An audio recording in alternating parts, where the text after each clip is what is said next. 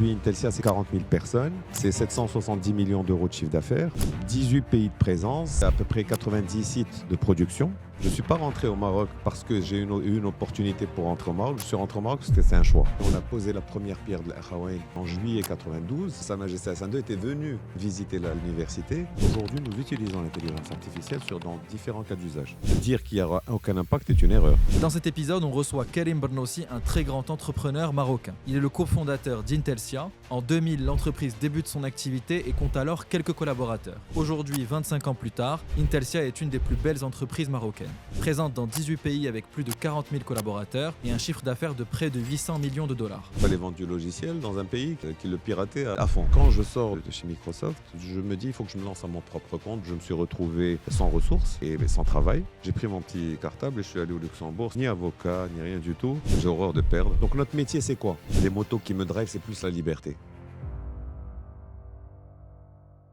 Ce chiffre m'étonne toujours. 90% d'entre vous qui écoutez régulièrement ce podcast n'êtes pas encore abonnés. Donc si vous aimez ce podcast et que vous voulez nous soutenir, abonnez-vous à la chaîne. On continuera à faire venir des invités super intéressants et à vous proposer des podcasts de qualité. Karim Bernossi, bonjour. Bonjour. Bienvenue dans Next Wave Podcast. Très heureux de te recevoir. Ravi également d'être parmi vous. Alors écoutez, je suis très content de vous recevoir parce que d'abord, donc vous êtes le président d'Intelsia, qui est une des plus belle boîte marocaine qui est internationale. Aujourd'hui, j'aimerais revenir sur votre parcours, revenir sur toute l'histoire d'Intelsia et les différentes étapes du développement du groupe. Comprendre aussi ce que fait Intelsia, rentrer un petit peu dans le détail, comprendre ce que c'est l'outsourcing, l'offshoring, l'onshoring, etc. Et tout en revenant sur cette histoire. Donc voilà, si ça vous va, c'est un peu le programme pour aujourd'hui. Très bien. Écoute, on peut se tutoyer, hein, c'est plus simple. Avec plaisir. Et bon, allons-y, je suis à ta disposition. Est-ce que pour commencer, je peux te laisser te présenter? Difficile, hein, donc écoute, Karim Bernossi, j'ai 61 ans, je suis né à Rabat, je suis enfant d'une famille de 7, je suis le 5e, donc j'ai 4 sœurs et 2 frères. J'ai fait mes études à Rabat, j'ai eu mon bac en 1981. Et en 1981, je suis allé faire ma prépa en France et j'ai intégré Télécom Paris en 84. Je suis sorti de Télécom Paris en 87 et j'ai à ce moment-là décidé de travailler un petit peu en France. Je voulais avoir une expérience en Europe, en France, avant de rentrer au Maroc, parce que mon choix à ce moment-là était de rentrer définitivement au Maroc après 2 ans. Ça, c'était un petit peu le plan que je m'étais fait. Donc j'ai commencé à travailler à Steria pendant 2 ans. Et au bout de 2 ans, au lieu de rentrer, j'ai eu une proposition d'un de mes chefs de projet pour l'accompagner et commencer à faire de l'offshoring. À l'époque, c'était en Haïti, aux Philippines. Donc, le client était allemand, donc j'ai passé quelques mois en Allemagne. Et ensuite, je suis allé aux Philippines. Et c'était une superbe expérience puisque c'était découvrir l'Asie, travailler dans un environnement complètement différent. Et au bout d'1 an, donc, je suis rentré au Maroc comme prévu initialement. Donc, je suis rentré en 90, fin 90, début 91. À ce moment-là, je me suis fiancé. Donc, je me suis marié en 92. Aujourd'hui, j'ai 2 enfants, 2 beaux enfants, un de 30 ans, un garçon et une fille de 28 ans. Et mon épouse, donc on s'est marié en 92 et qui est une diplomate. Voilà un petit peu le... Okay. Peut-être avant de revenir sur toute cette histoire et comprendre comment ton parcours a avancé et comment la boîte s'est développée, peut-être c'est intéressant d'avoir une espèce de photographie d'Intelsia aujourd'hui, début 2025, et comprendre un peu ce que c'est Intelsia aujourd'hui. Alors, c'est toujours difficile d'expliquer. Parfois, c'est un peu compliqué d'expliquer ce qu'on fait.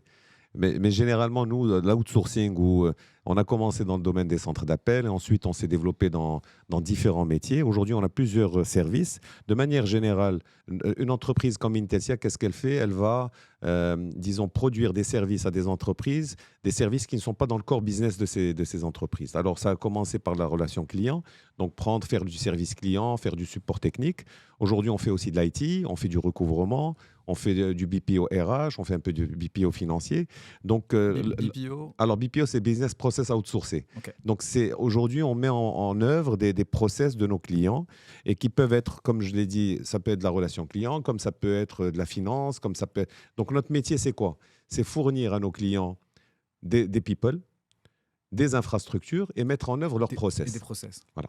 Et donc, et généralement, alors on a commencé à le faire pour des entreprises européennes dans des centres de production, là où les centres de production, les coûts sont plus compétitifs, au Maroc, et ensuite on est allé en Afrique subsaharienne, et ainsi de suite. Donc on a commencé dans le domaine du CRM. Donc aujourd'hui, Intelsia, c'est... CRM, Customer Voilà, Relationship c'est de la Management. relation client. Et alors aujourd'hui, ici, pour donner une image, aujourd'hui, Intelsia, c'est 40 000 personnes, c'est 770 millions d'euros de chiffre d'affaires. C'est 18 pays de présence, c'est à peu près 90 sites de production. Aujourd'hui, on adresse grosso modo 4 grands marchés. On a le marché français, marché francophone, on va dire, dont principalement les clients sont en France, 90% sont en France. On est numéro 3 sur ce marché français, ça représente à peu près la moitié de notre business. Sur le marché portugais, on est également numéro 3. On produit au Portugal et au Brésil. Et là, on est numéro 3 sur ce marché-là. Et ça représente à peu près un 15% de notre business. Ensuite, on est sur le marché espagnol, où on produit en Espagne, en Colombie, au Chili. Et sur ce marché-là, on est numéro 5. Et quand tu dis on produit, c'est les centres de production, justement. Absolument. Les marchés, c'est là où sont les clients. Et les centres de delivery, on va aller dans des centres de delivery où les capacités linguistiques sont présentes, où les compétences techniques... Donc c'est la delivery, je veux dire la production du service. Absolument. Les centres de production, c'est plutôt proche du client. Alors, il faut différencier deux choses. La première chose, c'est là où sont les clients, et c'est comme ça que je parle de marché. Okay. Quand je parle du marché francophone, c'est là où sont les clients sont en France principalement, d'accord. Et pour ces clients français, donc ce marché francophone, je vais produire en France. Donc j'ai des centres de production en France. Je vais produire également un peu au Portugal, parce que certainement, parfois, certains clients veulent produire en Europe, mais moins cher qu'en France, donc je vais aller au Portugal. Je produis également en Afrique du Nord, donc au Maghreb, donc Maroc, Tunisie. Donc j'ai des centres de production Maroc-Tunisie. Je produis également pour ce marché-là sur l'Afrique subsaharienne, c'est-à-dire au Cameroun, Côte d'Ivoire, Sénégal. Et je produis pour ces clients-là également à Madagascar et Maurice. Donc il faut bien différencier là où sont les clients et là où sont les centres de delivery. Pour, par exemple, le marché espagnol, les clients sont en Espagne et j'ai des centres de delivery en Espagne. Donc aujourd'hui, on a 7000 collaborateurs en Espagne, mais on a également 2000 collaborateurs en Colombie et à peu près 500 personnes au Chili. Pour le marché portugais, donc j'ai 6000 collaborateurs au Portugal qui produisent pour le marché portugais, donc pour des clients portugais. Mais j'ai également 200 personnes aujourd'hui au Brésil qui produisent pour le marché portugais. Et enfin, le quatrième marché, c'est le marché US. Aujourd'hui, on a maintenant on a deux autres clients. On produit en Égypte, donc pour le marché US. On produit également en République dominicaine, parce qu'on a besoin parfois pour le marché US d'avoir des gens bilingues, espagnol, anglais. Et je produis également en Colombie pour le marché US. Et pourquoi en Égypte en particulier? Il y a beaucoup de talents qui ont la langue anglaise. Alors pour le marché de la relation client, la plupart des clients américains produisent, ils ont le nearshore pour eux, c'est rester en République dominicaine, peut-être être au niveau de la Colombie, mais ils ont l'offshore. Et généralement, les clients US vont en Inde, vont aux Philippines. Nous, on a préféré produire en Égypte parce qu'on privilégie notre ancrage africain. Donc aujourd'hui, l'Égypte pour nous, et en Égypte, on a des compétences académiques d'excellent niveau. On a une maîtrise de la langue qui est très bonne. Donc aujourd'hui, on a 1500 personnes au Caire et à Alexandrie qui produisent pour un client américain. Okay. Donc clairement, donc voilà un petit peu, ça c'est les marchés que nous avons au niveau, disons, relation client. Mais nous avons également développé depuis 2019 une activité ITO, donc tout ce qui est IT outsourcé. Donc la mise à disposition d'ingénieurs, que ce soit des ingénieurs en développement applicatif ou en infrastructure. C'est ce que vous appelez IT Solutions. Voilà, exactement, IT Solutions. Et là, on avait commencé avec une centaine de personnes. Aujourd'hui, on a presque 1000 ingénieurs qui produisent pour les différents marchés que nous avons. D'accord, très intéressant. Peut-être une dernière question avant de revenir sur le parcours depuis le début. C'est intéressant, je pense, d'expliquer les mots. Donc, onshoring, c'est donc... Alors, quand tu parles d'onshoring, tu produis là où le marché. Voilà, là où donc, le marché. Par exemple, on a un besoin de CRM, donc Customer Relationship Management. Ouais. On va utiliser des ressources en dehors de l'entreprise sur le même territoire. Exact. Par exemple, en France, alors je vais, parce que souvent on pose la question pourquoi certaines. Alors pourquoi on fait parfois de l'onshore et pourquoi de l'offshore et pourquoi. Ouais. Alors, il y a aussi le nearshore. Donc si on prend le marché français, ce qu'on va appeler le onshore, c'est ce qu'on produit en France pour les clients français. Et quels sont aujourd'hui les clients français qui produisent en France? essentiellement le secteur public, parce que le secteur public ne peut pas faire d'offshore, c'est-à-dire Par c'est pas acceptable. Deuxièmement, toutes les entreprises paritaires où il y a des syndicats disons, dans le conseil, donc je pense en particulier les entreprises dans la santé, dans la retraite et tout, donc ça aussi ils produisent en France. Donc ces entreprises outsourcent, c'est-à-dire qu'elles externalisent des choses qu'elles ne font plus chez elles, elles vont le donner à un outsourceur comme nous, mais elles veulent que ça soit produit En France. en France. Okay. Alors après, tu as des entreprises qui vont te dire, OK, moi je veux que ça soit produit, mais je veux que ça reste en Europe. Donc c'est pour ça que c'est le nearshore. Le nearshore où on va au Portugal. Donc aujourd'hui, on a pas mal de ressources qui maîtrisent la langue française au Portugal. Donc c'est pour ça qu'aujourd'hui, au lieu de que ça nous coûte 100, ça va nous coûter 70 au Portugal. Et donc ça, c'est une économie peut-être de 30% qui est faite quand on produit pour le marché français au Portugal. Okay. Et ensuite, il y a le offshore. Après, il y a les terminologies offshore 1, 2 et 3. Mais bon, de manière générale, l'offshore, c'est quand on va dans une localité qui est un peu plus éloignée, où on va avoir des coûts compétitifs, où on va avoir un bassin d'emploi qui maîtrise la langue qui est requise. Ok, très intéressant. Je pense que c'est important peut-être d'expliquer ces mots-là parce que absolument, parce que bon, le jargon, moi je me suis renseigné forcément absolument. En préparant l'épisode, mais je pense que tout le monde ne connaît pas. J'aimerais bien revenir au début de ton parcours. Donc tu disais tu as une première expérience en France.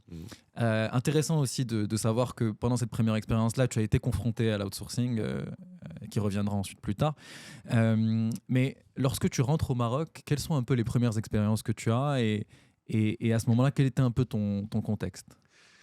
Alors c'est particulier parce que alors, il y avait deux tendances. Il y avait une tendance où je voulais travailler dans le secteur public. Donc, initialement, il y a une réalité. Quelque chose qui est clair, c'est que je voulais rentrer au Maroc. Donc, quand je suis rentré au Maroc, je ne suis pas rentré au Maroc parce que j'ai eu une opportunité pour rentrer au Maroc. Je suis rentré au Maroc parce que c'était un choix. C'était définitif. Je voulais rentrer. C'était là où j'allais vivre. C'est là où j'allais, disons, m'installer. Donc, ça, c'était un premier choix qui était clair. Ensuite, quand je suis arrivé, initialement, je voulais être dans le secteur public, mais lorsque j'ai eu l'expérience en faisant de l'offshoring pendant l'année dont je t'ai parlé, avec les deux copains avec lesquels on avait travaillé, on a monté un dossier pour lancer une entreprise ici au Maroc pour faire de l'offshoring dans le secteur de l'IT, puisque ça commence à se développer en Inde. Et ça, c'était en 1991, fin 90, okay. 2091. Ok. Et donc ce projet-là, je l'avais présenté à l'époque à l'ONA, qui à l'époque, le président de l'ONA a été séduit par l'idée. Mais finalement, les équipes en dessous n'ont pas donné suite. Et la boîte, je me rappelle, j'ai encore le dossier. Là, à ce moment-là, pour avoir une idée, l'outsourcing au Maroc, ça existait maintenant, ça n'existait pas du tout. Non. C'était encore... Il n'y avait même pas les centres d'appel. C'était juste pour faire du développement offshore, faire des ingénieurs qui faisaient du développement informatique. Pour, disons, on voulait représenter une marque et ensuite on voulait effectivement avoir des clients. C'était tout le début de l'Inde. C'était tout le début de l'offshoring. Et donc, ça n'a pas pris. Et à ce moment-là, donc, je me suis retourné vers mon choix initial qui était de faire le secteur public. Donc, je suis rentré à Maroc Télécom. À l'époque, c'était Tissalat Al-Maghrib. Et je rentre en tant que cadre. Donc, je suis arrivé à 4700 dirhams. Je touchais 4700 dirhams. J'habitais chez mes parents. Je n'avais pas de charge. Donc, je pouvais me le permettre, effectivement, de réaliser ce choix où je n'avais pas d'engagement. Donc, je suis rentré. Et au bout de 6 mois, je suis monté chef de service du réseau commercial. Et 1 mois, 2 mois plus tard, on m'a sollicité pour... il y avait le chef de projet du lancement du projet Al-Akhawain cherchait à monter une équipe. Et il m'a sollicité donc je ne le connaissais pas, donc quelqu'un lui a parlé de moi. Il m'a dit, j'ai besoin de quelqu'un qui connaît un peu l'IT, qui connaît un peu les technologies, parce qu'on va lancer une nouvelle université. Et je suis en train de monter une équipe projet pour lancer ce projet. Sur le sujet technologique? Alors, au début, j'ai commencé sur la partie, parce qu'on voulait une université intelligente, donc on voulait avoir toutes les dernières technologies au niveau informatique, au niveau du réseau. Donc ça aussi, donc je m'occupais de ça. Et ensuite, je me suis occupé aussi des RH, le recrutement. Je me suis occupé de la partie suivi financier du projet. Et donc, à l'époque, on était une équipe de 5 personnes pour gérer tout le projet. Donc, on avait un projet, on a posé la première pierre de l'Akhawain, je me rappelle, en juillet 92, et j'avais travaillé pour le lancement de cette... Donc, c'était Feu Sa Majesté Hassan II qui avait posé la première pierre. Et 2 ans et demi plus tard, on a livré l'université. Donc, on avait une personne, donc on avait le directeur de projet, Et on avait une personne qui s'occupait du cursus académique. Donc lui, il travaillait avec les universités américaines pour monter les cursus, Ok. pour trouver les profs et tout. On avait une personne qui s'occupait du bâtiment. Donc il fallait construire l'université. C'était des milliers de mètres carrés donc il fallait quelqu'un qui suive tout ça. Il y avait moi qui coordonnais ce projet-là, donc sur la partie technologique, RH, finance, et on avait un coordinateur. Et donc c'était ces 5 personnes qui géraient ce projet. On avait un projet de 70 millions de dollars et on a livré l'université en En temps, 2 ans et demi. en 2 ans et demi, avec un coût qui est hyper compétitif, parce qu'on n'a Incroyable. presque rien coûté à Et l'université. enfin, il y a forcément des apprentissages de ça, parce que Oui, c'est beaucoup. très particulier comme, J'ai eu la chance parce comme que, expérience. parce que j'avais moins de 30 ans quand j'ai commencé à travailler sur ce projet-là. J'ai eu affaire, je allais régulièrement aux États-Unis parce qu'on avait nos consultants donc ça m'a ouvert, j'ai commencé à connaître les États-Unis, connaître les prestataires, ça m'a appris à négocier, ça m'a appris à gérer un projet. Parce que vous étiez 5, mais forcément, pour monter un projet Ouais. comme ça, il y avait beaucoup d'équipes que autour. beaucoup de prestataires, Beaucoup de beaucoup de prestataires, il prestataires. fallait coordonner tout Il ça. fallait coordonner et donc ça te donnait, ça me faisait gagner beaucoup en maturité pour gérer les prestataires, mener les projets à bien, livrer les projets. Et je me rappelle que Feu Sa Majesté Hassan II était venu visiter l'université. Et à l'époque, moi, je m'occupais de mettre en place toute la partie visioconférence parce qu'on voulait que des profs aux États-Unis, Puissent en donner des Angleterre, cours. puissent donner à distance à nos étudiants qui étaient à IFRAN. Génial. Et c'était quelque chose qui était très cher à Feu Hassan II, il m'avait posé la question, est-ce que vous avez mis ça en place, est-ce que c'était dans le budget? Donc j'avais expliqué ce que nous mettions en place. Et donc c'était une vraie fierté d'avoir participé à ce projet-là. Très intéressant. Après cette expérience-là, je crois que tu rejoins un ministère. Alors parce que donc moi j'étais j'étais mise à la disposition, mon cadre d'origine c'était Maroc Télécom, Ok. Tissal Al Maghreb, mise à la disposition du secrétaire particulier de Sa Majesté à l'époque pour ce projet. Pour le projet, d'accord. Quand j'ai fini ma mission de 2 ans et demi, donc initialement, je devrais revenir à Maroc Télécom. Et à ce moment-là, le Mustafa Sall, que Dieu ait son âme, cherchait un directeur. Et a contacté le directeur de projet. Il lui a dit, il y a Karim qui est dispo, donc je rencontre le ministre. Et il me propose un poste de direction. Donc aussi, à cette époque, c'était 1995, j'avais 32 ans. Et il me propose, au début, il hésitait entre la direction de la formation, parce qu'il avait une direction de la formation. Finalement, il me propose la direction des ressources humaines, des affaires générales, parce que dans cette direction, il y avait la RH, il y avait la finance, mais il y avait aussi essentiellement l'IT, toute la partie technologique. Il voulait moderniser son ministère. Et donc, j'ai accepté. Et donc, pour moi, c'était 3 ans magnifiques que j'ai passé au ministère des Pêches, parce que pendant ces 3 ans, d'une part, on a recruté énormément de monde, on a modernisé le ministère, on a introduit Internet, on a mis en place les messageries électroniques, on a mis en place un intranet très, très, très, très avancé à l'époque par rapport au ministère. On a recruté presque une centaine de hauts profils qui ont rejoint le ministère. Et aujourd'hui, la plupart ont eu des carrières brillantes. Je ne vais pas les énumérer, mais un jour, je voulais m'amuser à voir chacune des personnes qui est rentrée au ministère, qu'est-ce qu'elle est devenue. Aujourd'hui, on a des présidents de boîtes, on a des gens qui sont des entrepreneurs. Et à l'époque, c'était étonnant d'avoir autant de matières grises. On avait 4 polytechniciens, on avait 4 ingénieurs télécoms, 2 ingénieurs des ponts. En plus, moi, je veux recruter beaucoup d'ingénieurs. C'est un petit peu mon défaut. Mais en fait, on a donné vraiment une puissance à ce ministère. Et donc, c'était une expérience de 3 ans. Voilà. Très intéressant. Et finalement, c'était un peu dans la continuité de l'expérience d'avant, parce que c'était aussi un rôle d'orchestrer ces fonctions-là, les fonctions IT, ressources humaines, et etc. RH, beaucoup, j'étais très tourné vers les RH. Et mettre en place ces process-là. Par la suite, je pense que tu repasses par Maroc Alors, Télécom. qu'est-ce qui se passe? Avant de... Il y a 2 choses. Il y a eu plusieurs choses. Il y a eu l'alternance. Donc, il y a eu un nouveau gouvernement qui est arrivé. Ouais. Et ça se passait très bien avec le nouveau ministre qui est arrivé, que Dieu son âme, il est décédé. Et je ne voulais pas, au bout de 3 ans, il y avait également Maroc Télécom qui me demandait de revenir. Donc, le président à l'époque me demandait de revenir en me demandant de venir gérer. À un moment donné, il m'a proposé le mobile, de gérer la filiale, soi-disant. Je lui ai dit, alors dans ce cas, il faut que la filiale soit disponible. Elle n'était pas encore prête, donc je lui ai dit non. Et ensuite, il est revenu à la charge pour me proposer de m'occuper ils ont fait une réorganisation. Ils avaient 4 pôles. Il y avait un pôle commercial, pôle développement, pôle infrastructure et pôle ressources. Okay. Et il me propose de prendre un des pôles. Donc, j'ai accepté parce que je voulais sortir du ministère. Je voulais pas avoir une connotation ministère des Pêches. Mais mon expérience dans le public était excellente. En fait, j'ai adoré. Mais je voulais faire autre chose. Je voulais revenir aux télécoms parce que les télécoms étaient, à l'époque, 98, c'était le lancement du mobile. C'était le boost. C'était là, en fait, Ouais. la bulle Internet. Et je pense qu'on n'en a pas parlé, mais je crois que tu l'as pas dit au début que tu as fait Télécom Voilà, Paris Tech en France. Voilà, Télécom Paris Tech, promotion 87. Et donc, je reviens donc, j'accepte. Donc, il me propose le pôle ressources. Donc, je reprends les ressources humaines. J'avais 3 directions. J'avais la direction des ressources humaines, la direction des achats et de la logistique et la direction financière. Donc, voilà, c'était mon rôle. Donc, j'étais un des 4 directeurs. Il y avait 4 pôles. Et donc, j'accepte en 98. Et donc, et je me projetais. Pour moi, les télécoms en 98, je me suis dit, à l'époque, c'était 98, j'avais 35 ans. Je me suis dit, ben, maintenant, je vais me lancer, je vais arrêter de changer parce que j'avais changé. Je trouvais que j'avais changé plusieurs fois. Ouais. Et à l'époque, donc, j'avais déjà mes 2 enfants. Et donc, je me lance. J'accepte et je rentre chez Maroc Télécom en 98.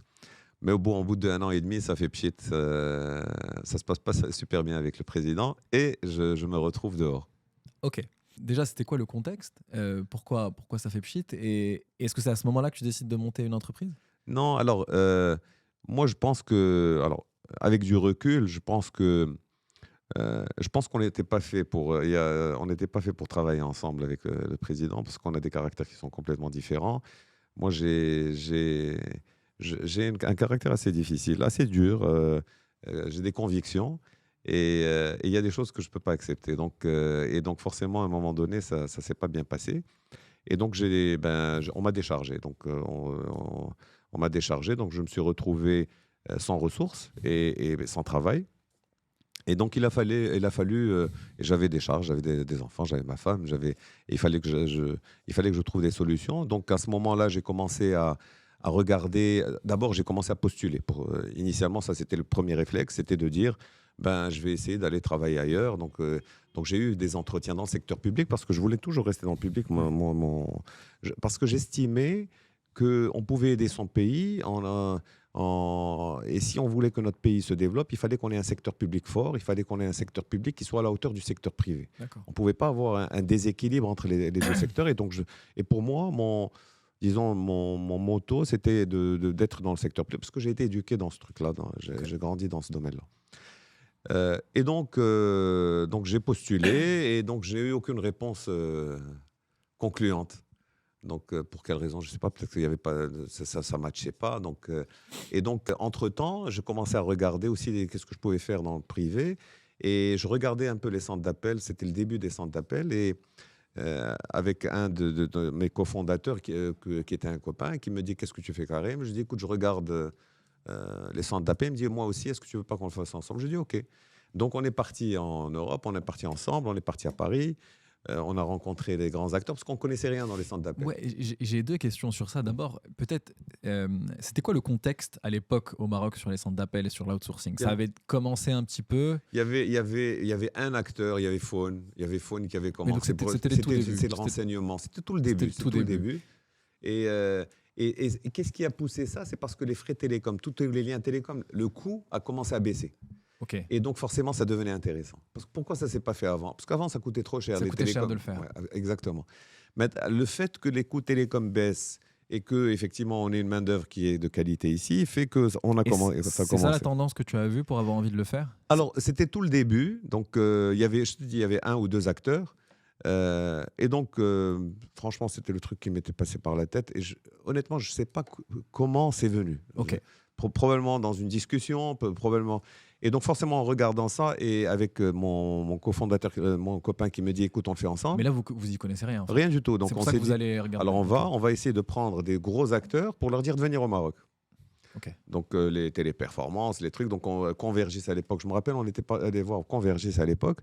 Et Convergys, c'était un des leaders mondiaux. Donc, on leur parle. Bon, ça donne pas. Mais finalement, on arrive à convaincre Transcom, qui était un acteur européen, suédois, d'accord, et qui a accepté, qui est venu. Donc, ils sont venus au Maroc, ils ont vu les coûts de facteurs, et donc, on décide de lancer Transcom Maroc.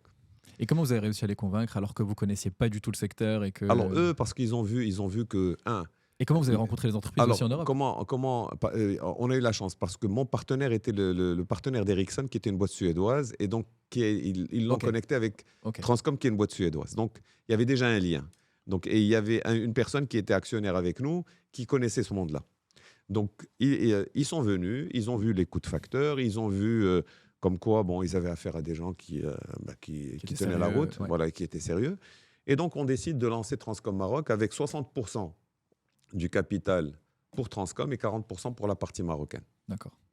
Donc, nous, sur la partie marocaine, on était trois, donc trois personnes. Moi, j'avais sur un tiers, grosso modo, de 40, des 40%. Et donc, ça, c'était donc quand on a décidé, ils ont décidé, OK, de le monter, c'était en 2000. Donc, ça, c'était en 2000. C'était 2-3 mois après que je sois sorti de Maroc Télécom. Mhm.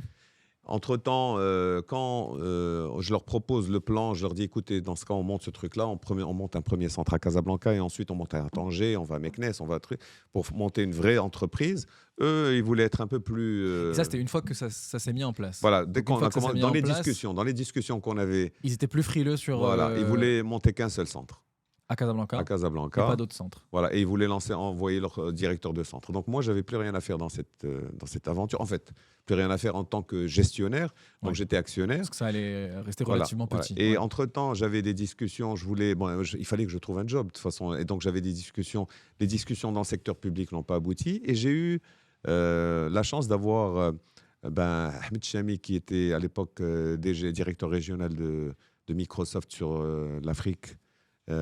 M'appelle et il me dit, écoute, moi dans un an je vais bouger, donc j'aimerais bien que tu viennes pour me remplacer. Donc tu prends la direction Maroc et ensuite C'est Microsoft. Voilà, absolument.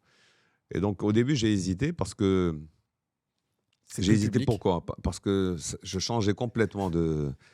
Et en même temps parce que j'allais vendre du logiciel. Avant j'étais acheteur, donc j'avais une position qui était différente. Ouais. Là il fallait vendre. En plus, il fallait vendre du logiciel dans un pays qui le piratait à fond.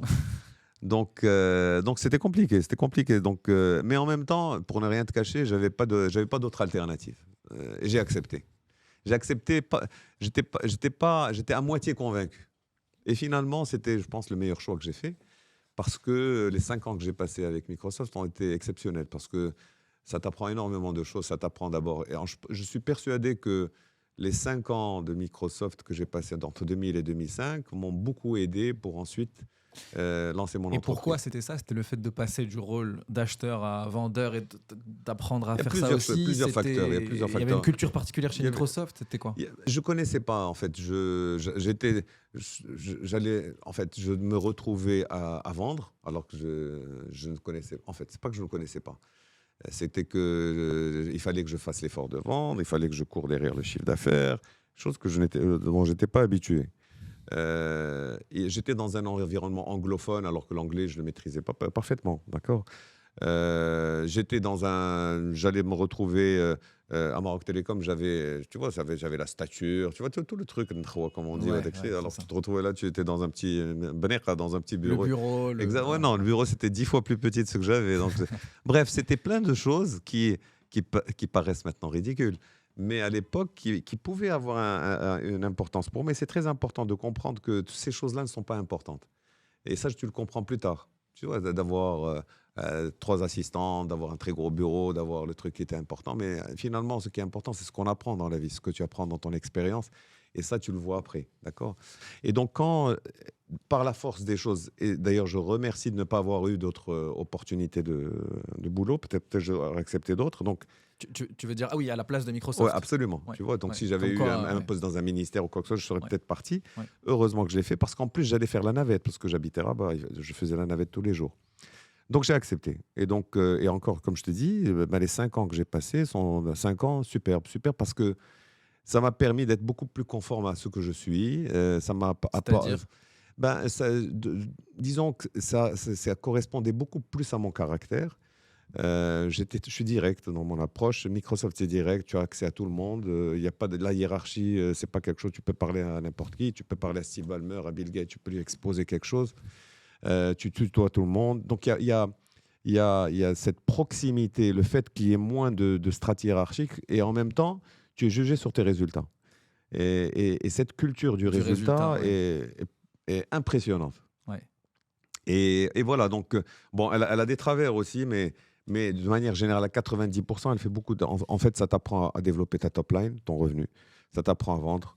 Parce que si tu ne vends pas, ton entreprise ne marche pas. Ça t'apprend également À être clair aussi dans ta communication. Parce que à clair dans la communication, mais même en gestion de ressources humaines. Quand tu es dans une administration, tu nommes quelqu'un ou tu nommes pas quelqu'un, mais tu peux prendre quelqu'un. La première fois où tu dois virer quelqu'un, crois-moi que c'est disons le moment le plus difficile. La première fois où je l'ai affaire chez Microsoft et pendant 2 mois, j'avais du mal à dormir parce que la personne à qui je devais dire qu'elle remplissait plus le rôle, bah, j'ai mis 2 mois pour le faire. Donc ça veut pas, et de toute façon, c'est toujours quelque chose de très pénible à faire, mais on apprend à le faire.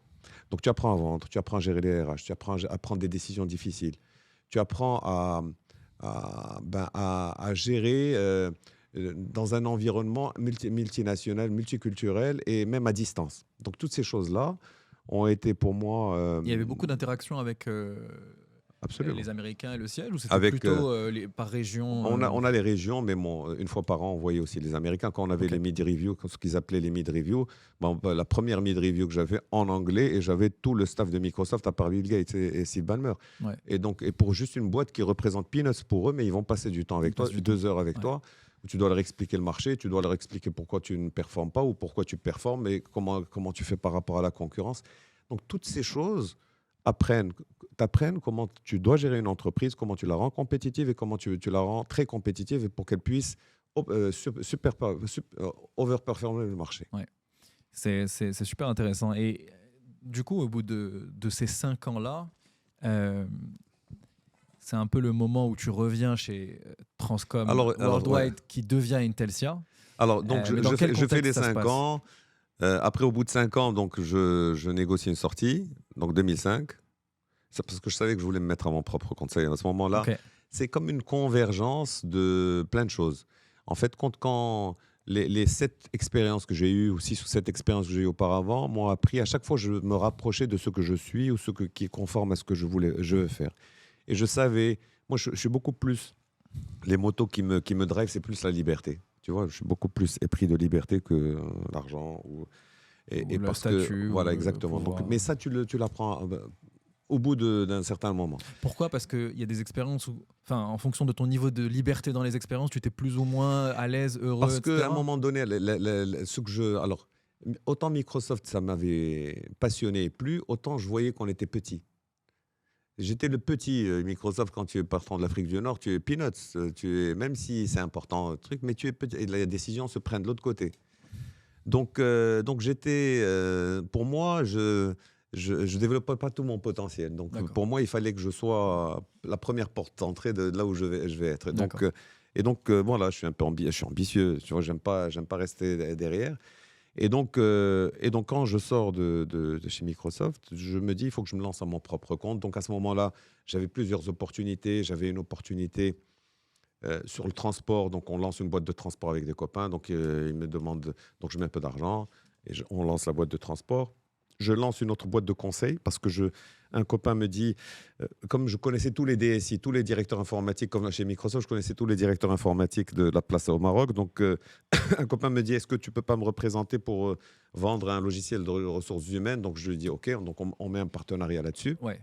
Je mets quelques consultants là-dedans et on lance ce truc-là. Okay. Je vais également, à l'époque, j'avais approché Inweek et Awana était lancé. J'avais approché à l'époque le PDG. Je lui avais dit, je voulais lancer en fait, comme je connaissais tous les IT, les DSI, je lui ai dit, toute la partie B2B, je peux être ton partenaire pour pousser ton offre B2B chez ces DSI parce que les interlocuteurs pour ça ne sont plus les directeurs financiers ou le directeur des moyens généraux, mais beaucoup plus les DSI pour la partie télécom. Ça ne s'est pas fait. On m'avait proposé de faire sur le B2C, je ne l'ai pas fait. Donc voilà, il y avait plein de choses. Et en même temps, je suis allé voir mes partenaires, mes cofondateurs, on était 3. Je leur ai dit, on a 40% de cette boîte. Pendant 5 ans, on n'a rien vu. Parce que pendant 5 ans, la boîte tournait. Elle faisait du profit. Ouais. Mais en tant qu'actionnaire, on n'avait rien vu parce qu'ils prenaient des franchise fees, des management fees. Donc, on n'a rien vu. Okay. Donc, je leur ai dit, écoutez, dans ce cas, on fait une évaluation d'entreprise, on vend. On À vend Transcom, du à coup. Transcom, les Plus 40%. naturel. Parce que qu'est-ce qui s'est passé 2 ans avant? Alors, je reviens 2 ans en arrière. 2 ans en arrière, quand ils ont vu que ça marchait super bien, En ils sont 2004. venus, voilà, en 2003-2004, ils sont venus vers nous. Ils nous ont dit, est-ce que vous ne pouvez pas descendre à 20%? On leur a dit non. Donc, ils sont partis en Tunisie. Ils ont laissé ce petit centre de 200 personnes. Et sont allés en Tunisie faire la même chose en mettant 800 personnes en Tunisie.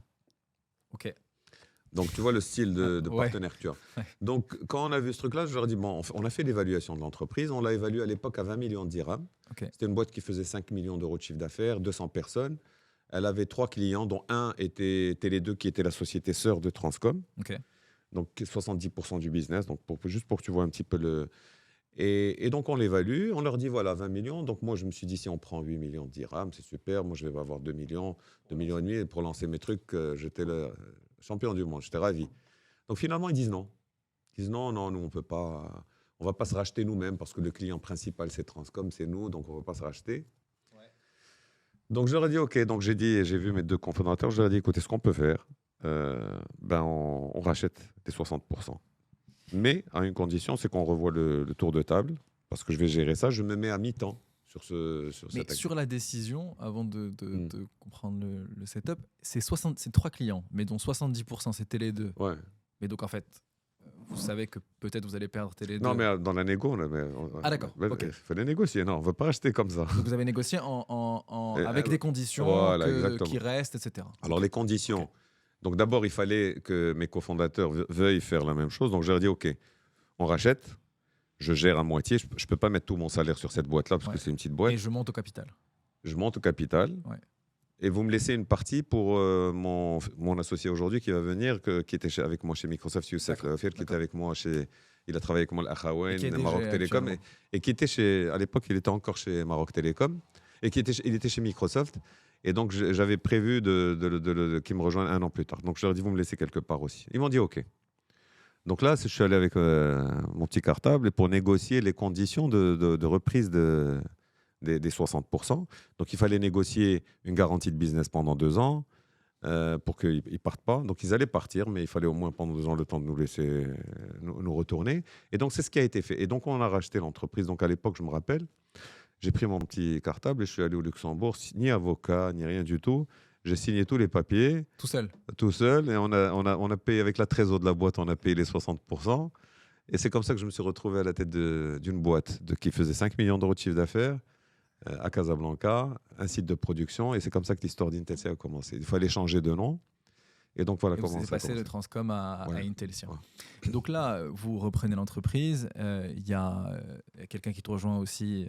Donc Youssef me rejoint 1 an plus tard. Youssef Voilà. qui te rejoint également 1 an plus tard. Donc tu reprends l'entreprise, mais il faut expliquer que sur les 5 ans d'avant, tu n'étais pas opérationnel dans l'entreprise. Du tout, je Donc, ne savais c'est même pas un ce qu'il début, faisait. en fait, dans le Ouais. secteur, mais à la tête d'une entreprise qui fait 5 millions d'euros de chiffre d'affaires. Ou qui avait des process. En fait, l'avantage, on a eu beaucoup de chance parce que c'était une boîte qui était un centre de production qui faisait partie d'une multinationale. Donc, c'était bien géré, c'était géré proprement. Donc, j'ai retrouvé une équipe sympathique qui était bien formée. Et donc, voilà. Et donc, je me retrouve avec 3 clients, 2 qu'on a gardés. D'ailleurs, il y a un client aujourd'hui, on a fêté plus de 20 ans. Donc, c'est le plus vieux client qui était là.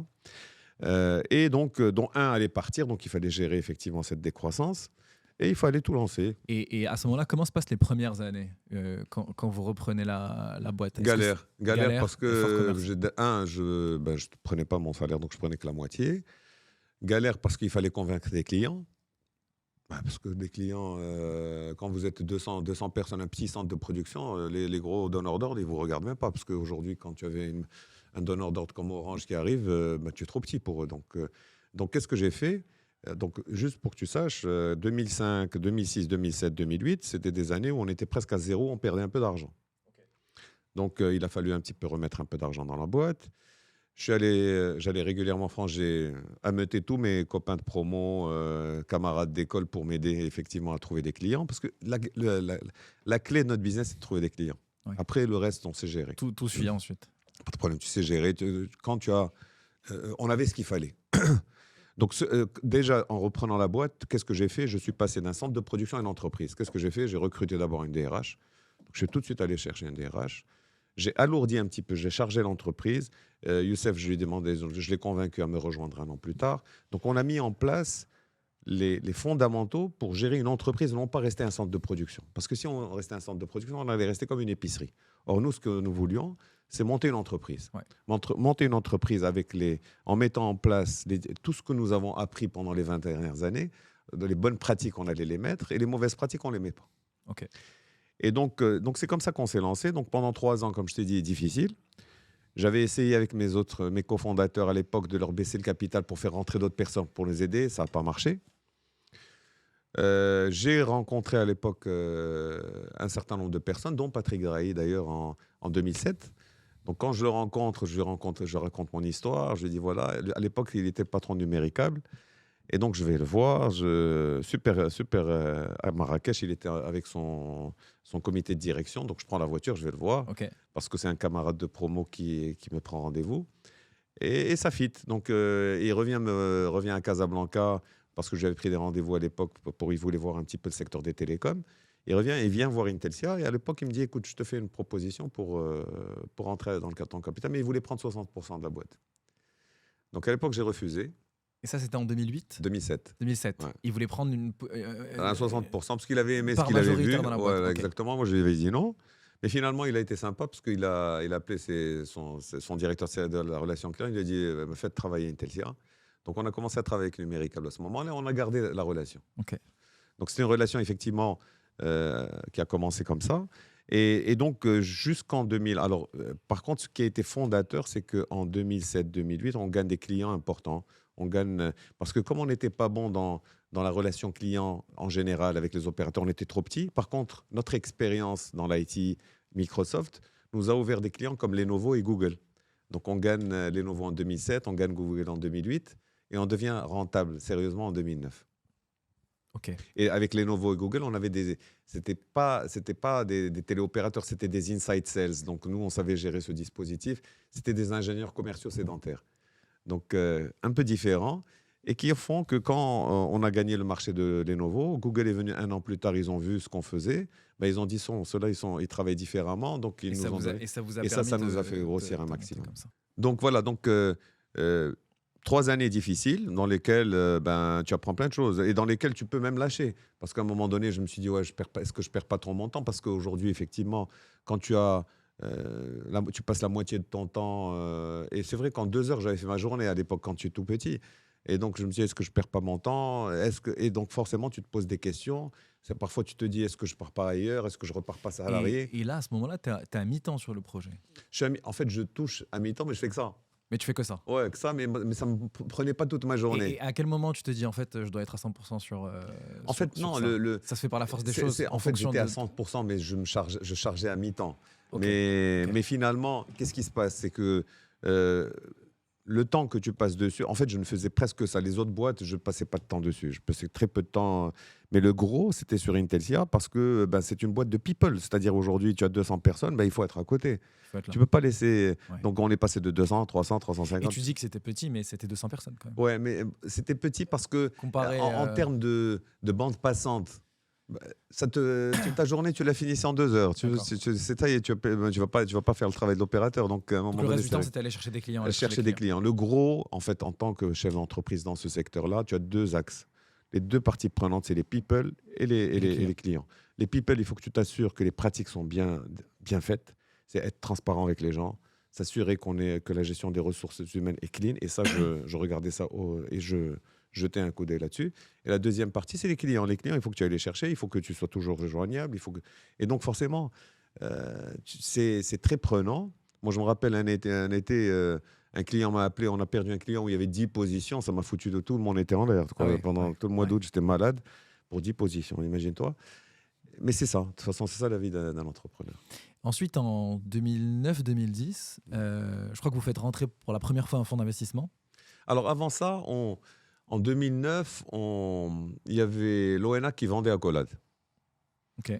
Et en 2009, on a plein de petits fonds qui tournent autour parce qu'on était une boîte qui devenait rentable. À l'époque, en 2009, on faisait 7 millions d'euros de chiffre d'affaires. Ça y est, on était positif. L'année suivante, on a fait 10 millions d'euros. Donc c'est une boîte qui commençait à croître de manière importante avec de bonnes marges. Et donc, on a plein de fonds qui commençaient à tourner autour. Et à ce moment-là, il y a l'appel d'offres L'ONA veut vendre Accolade. Et donc, on postule. On postule donc avec un fonds. Donc, on fait toute une offre par rapport à ça, mais on perd. On perd malgré le fait qu'on ait donné une offre très haute. Quand je me rappelle bien, on avait mis le prix. Et à l'époque, j'avais, disons, essayé de convaincre l'ONA en leur disant ne vendez pas à quelqu'un qui n'est pas dans le monde des centres d'appel. Favorisez l'émergence d'un acteur marocain important. Donc, nous, on était parmi ceux qui postulaient, on était centre d'appel. Donc, finalement, ils l'ont vendu à quelqu'un d'autre. C'était des fonds aussi qui voulaient acheter ou c'était plutôt C'était un industriel, mais pas dans le secteur. Des industriels, mais qui ont besoin d'un centre. Non, c'était juste un investissement. Okay, bon, un bref. investissement. Okay. Donc, on a perdu. On a perdu.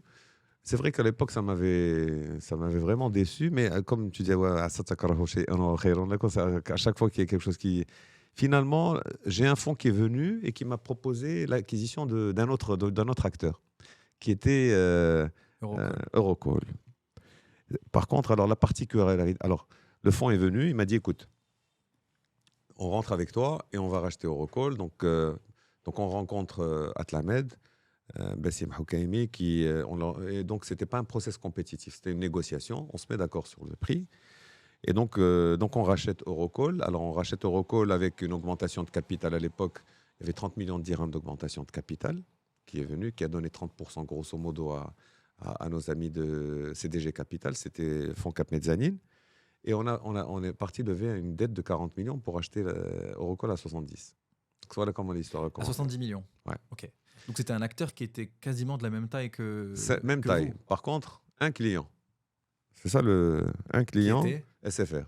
C'est très risqué parce que tu as un seul client. Par contre, ça a apporté énormément de valeur à notre entreprise parce que ça nous donnait des grosses opérations. Nous, en tant qu'Intelsia à l'époque, on faisait le même chiffre d'affaires, mais on avait des petites opérations, des opérations de 10, 20, 30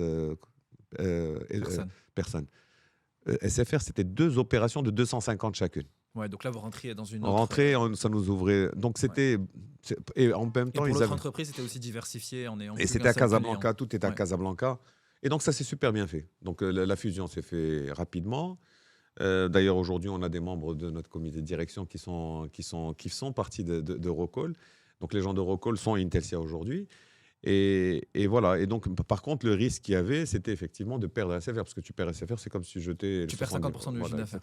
Donc là, c'était devenu ultra stratégique. Par contre, SFR est devenu important dans notre chiffre d'affaires. Donc il fallait aussi continuer à croître parce que le fait d'acheter Eurocall faisait que tu avais un client qui représentait 50% de ton chiffre d'affaires. Donc tu vois, c'est le fuite en avant. Donc là, il fallait absolument continuer. Il fallait continuer. Et pourquoi on a continué? Alors, c'est pas pour cette raison. D'abord, il fallait absorber ce truc-là, cette acquisition. Donc, chose qui a été faite.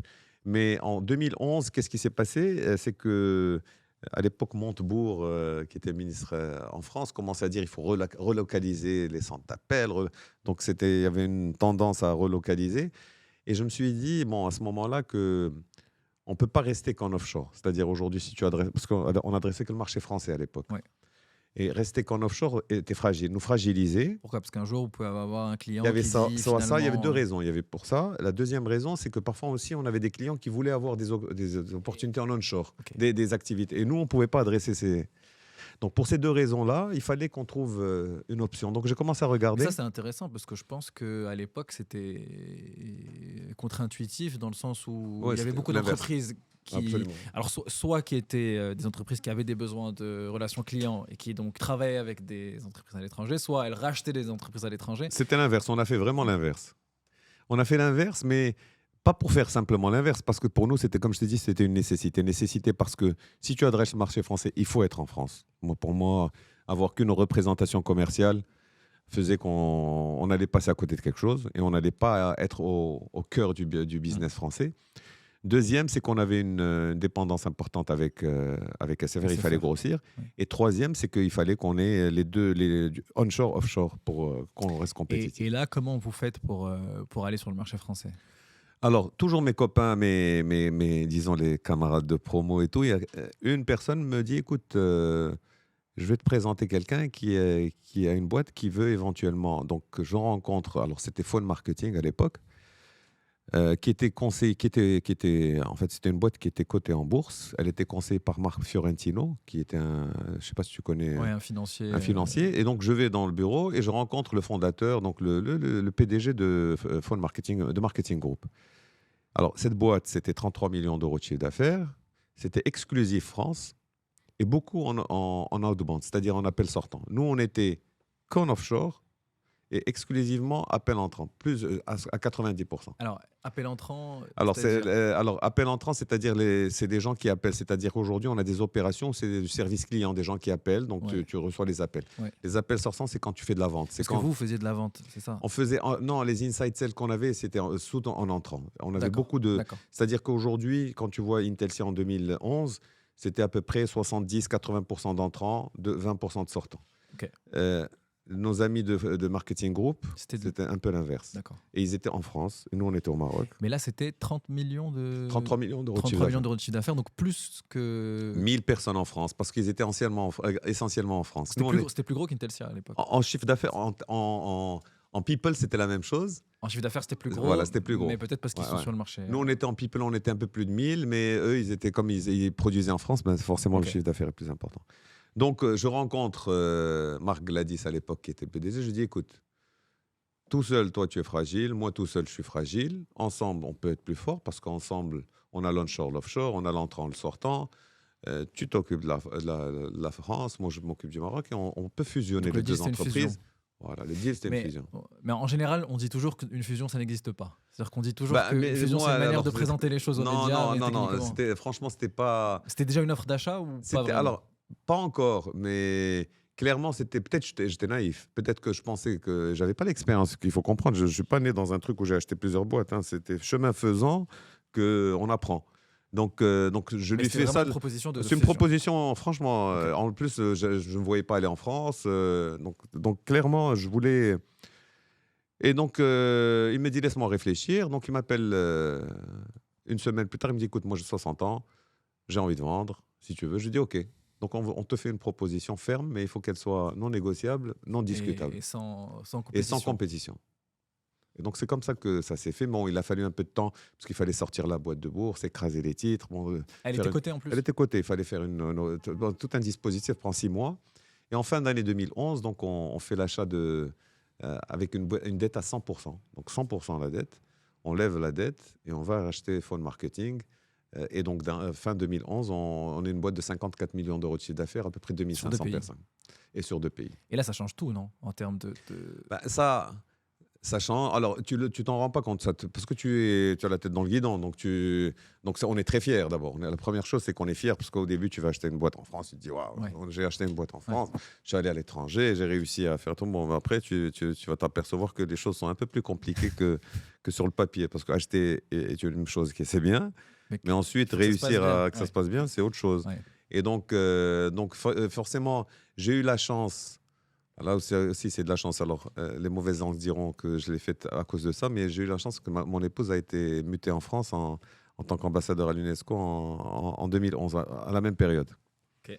Donc, c'était plus facile pour moi, donc j'habitais là-bas. Donc, je passais c'était favorable. 50% de mon temps là-bas et 50% au Maroc. Donc, j'avais ma famille qui était là-bas. Et donc, j'ai passé énormément de temps en France. Donc, et là, c'est là où j'ai découvert que toute la partie du droit social, d'un travail compliqué, que c'est beaucoup plus complexe. Et donc, pendant 2 ans et demi, on a perdu de Il y avait une vraie l'argent. différence en termes de complexité. Ah oui. C'est-à-dire entre aujourd'hui, le tu ne Maroc gères et pas de la la même France. manière.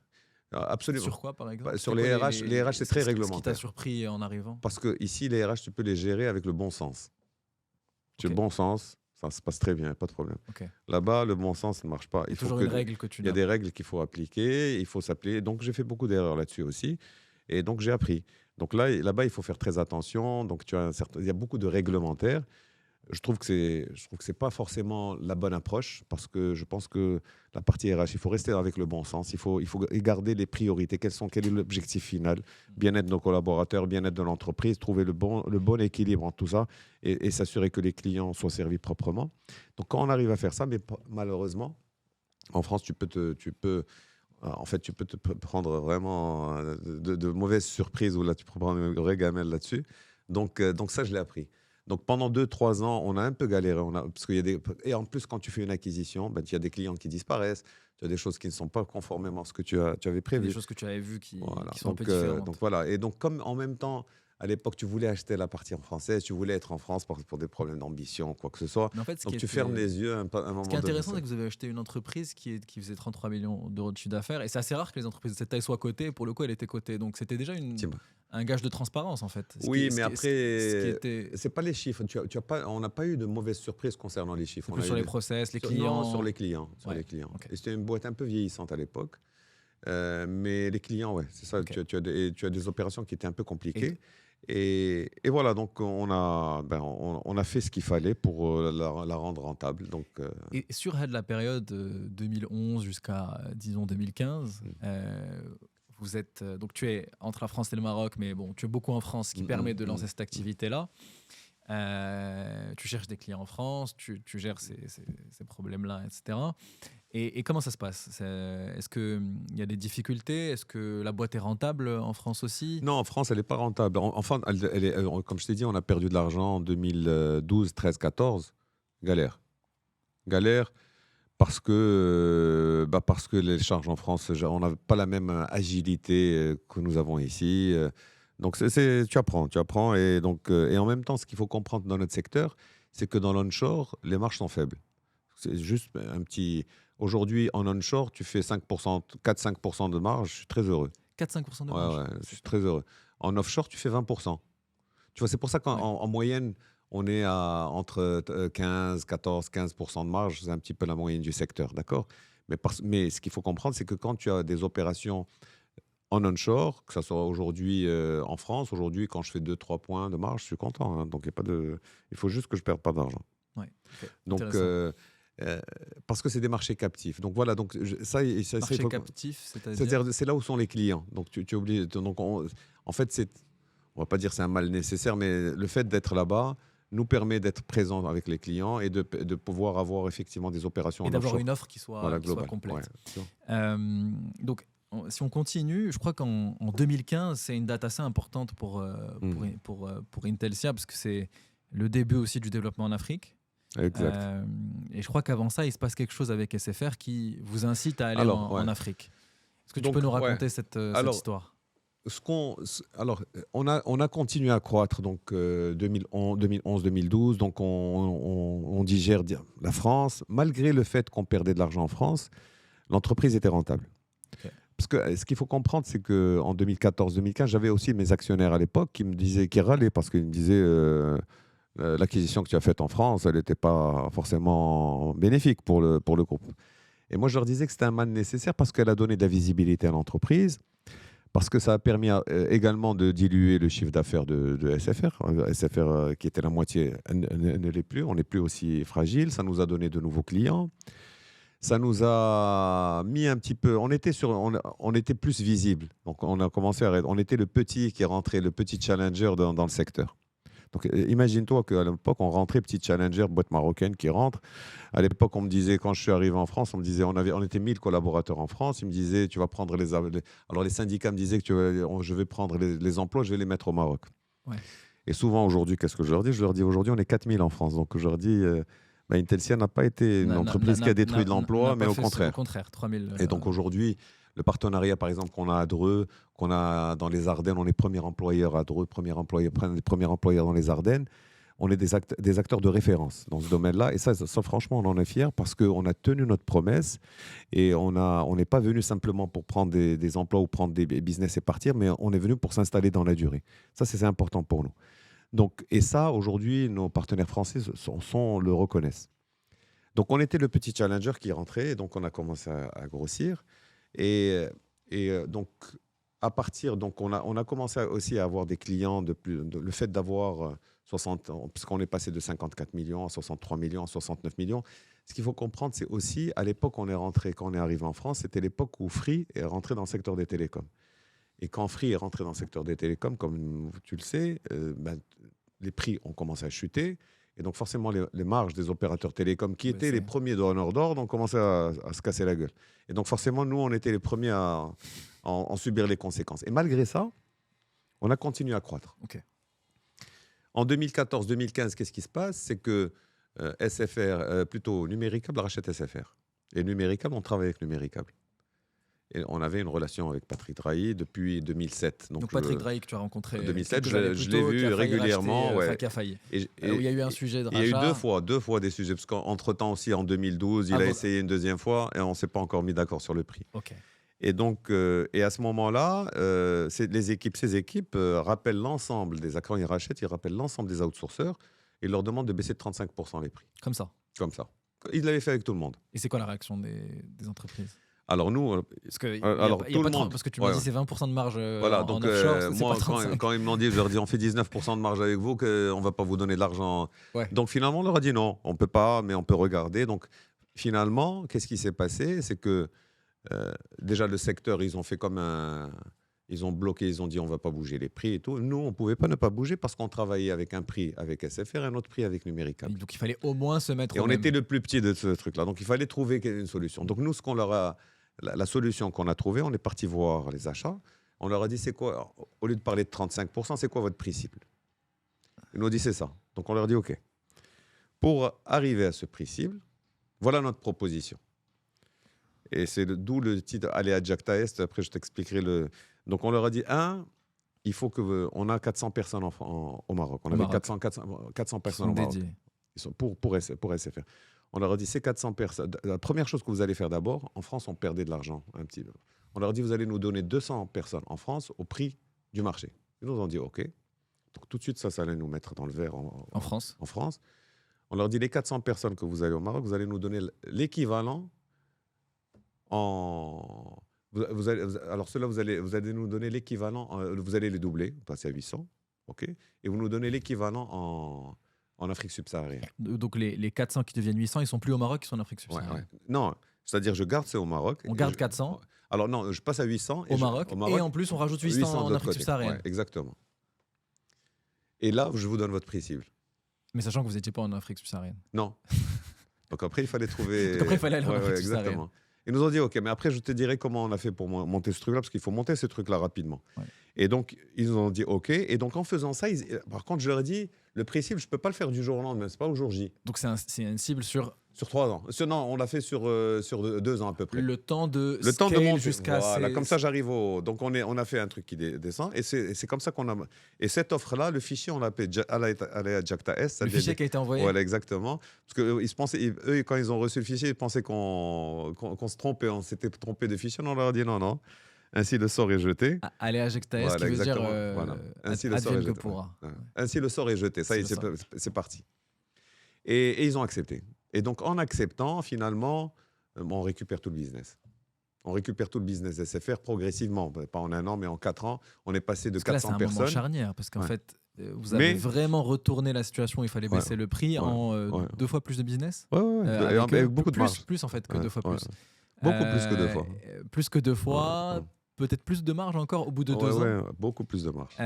Donc, c'est vraiment très intéressant. Et comment ça s'est fait? Donc, on a mis en place... Alors, comment il fallait... Pour monter 800 de l'autre côté et le faire, donc comment on a fait? Nous, on a monté des centres à nous. Donc, rapidement, au Cameroun, on avait un partenaire avec qui on a commencé à discuter en 2015. On le lance. Donc, le premier pays, c'est le Cameroun. Et pourquoi le Cameroun en particulier? Parce qu'on a trouvé une personne en qui on avait confiance. Parce qu'aller en Afrique subsaharienne, on connaissait personne. Parce que le plus naturel en général pour les entreprises marocaines, c'est Sénégal, Côte d'Ivoire. Oui, mais au début, ce qui était plus important pour nous, c'est de trouver avec qui on allait faire, parce qu'on ne pouvait pas se démultiplier. Donc vous aviez quelqu'un qui était... Il y avait quelqu'un qui avait une petite structure de 20 personnes ou 30 personnes qui nous inspirait confiance. Et d'ailleurs, c'est notre chairman sur l'Afrique subsaharienne. Jusqu'à aujourd'hui? Oui, tout à fait. Il est avec nous, toujours avec nous. Et donc lui, il a lancé le Cameroun. Au Cameroun, on a commencé avec 0. On a 1000 personnes là-bas, on a monté une équipe, on a envoyé une équipe, on est monté. Après, qu'est-ce qu'on a fait? Quand on a vu que le Cameroun marchait, on a fait en greenfield au Sénégal. Et ensuite, on l'a fait en Côte d'Ivoire. Donc ça, on l'a fait en propre. Et après, qu'est-ce qu'on a fait? Pour aller vite, on a pris des sous-traitants, des gens à qui on leur a dit, vous nous montez un site et après, on le reprend. Donc on avait Araba, quelqu'un qui est un des acteurs, on lui a dit, tu nous montes le site et tu me donnes... C'est comme un BOT, voilà. Build un BOT, Operating Transfer, OK. Donc un BOT, donc on l'a fait avec un acteur Araba, on l'avait fait avec un autre acteur encore Araba, donc on récupérait les sites. Et donc ça nous a permis d'aller vite. Donc de prendre le business tout de suite, d'avoir les Parce que vous marges. doublez au Maroc et vous, Ouais, il et faut comme 800 personnes. mais il fallait trouver le. Ouais. Et donc là, en fait, ce qui fait qu'on de 2015 à 2018, grosso modo, on a connu une croissance exceptionnelle, euh, énorme avec SFR parce qu'il a fallu reprendre. Parce que quand on a signé le deal, ben, SFR était en difficulté avec les autres acteurs parce qu'il fallait vite qu'ils transfèrent chez nous pour que ne pas dégrader le service. Parce que les autres allaient sortir, sachant qu'ils allaient sortir, ils allaient faire. Donc finalement, ben, on a tenu.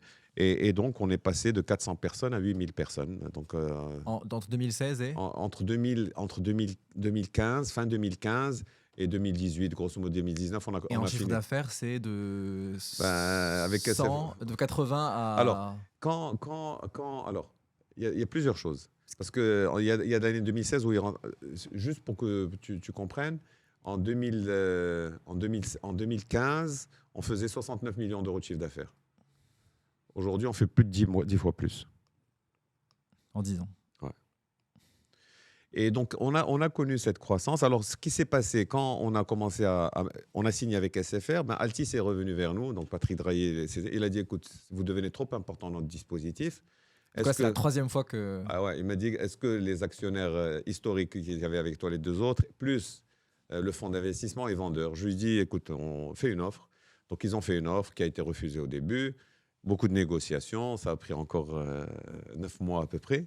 Et finalement, en fin 2016, Altis reprend 65% de la boîte et moi et Youssef, on a été un peu relués. À l'époque, on avait 30% du capital, donc on est monté à 35%. Et ils prennent 65%, et du coup, c'est la troisième fois que vous en parlez avec Patrick Drahi. Tout à fait. Et il a regretté de ne pas l'avoir fait la première et la Si, deuxième. à chaque fois, il me dit, j'aurais pu, avec 2 millions d'euros, j'aurais pu avoir le truc. Là, ça m'a C'était- coûté 10 fois plus ou même beaucoup plus, mais bon. Ok. Mais en fait, Mais c'était bon, quand même le maintenant- début d'une relation, et il a Ouais. suivi en fait Oui, l'histoire. ben, on est toujours en relation et ça se passe super bien. Donc Ok. c'est une relation de confiance et qui fait aujourd'hui, nous, l'entreprise est ce qu'elle est aujourd'hui, en partie grâce à la confiance que le groupe Altis a posée en nous, puisque après SFR, ben, ils nous ont donné le Portugal Télécom. Donc aujourd'hui, au Portugal, on était zéro en Donc là, 2019. sur les pays d'après, vous vous développez en Afrique, mais aussi au Portugal. Au Portugal, comme ils ont Portugal Télécom, je récupère toute l'activité de Portugal Télécom. Donc Ok. je récupère à peu près 100 millions d'euros de chiffre d'affaires directement des autres outsourcers. Donc on récupère les gens. Ensuite, on va aux États-Unis. Donc comme ils étaient, donc forcément, le business d'Altis nous a permis de grossir de manière importante. À un moment donné, il représentait 85% de notre chiffre d'affaires, 90%. Par contre, à partir de 2022-2023, on a boosté les autres activités. Et aujourd'hui, c'est à moins de 50%. De votre activité. Oui, tout à fait. Puisque il y a plusieurs choses qui se sont passées. Il y a 2019, donc le Portugal. Mhm. Ensuite, L'Espagne. il y a les États-Unis. Ensuite, on a lancé l'ITO, donc on a lancé toute la partie IT. Donc ça, c'est à partir de 2019.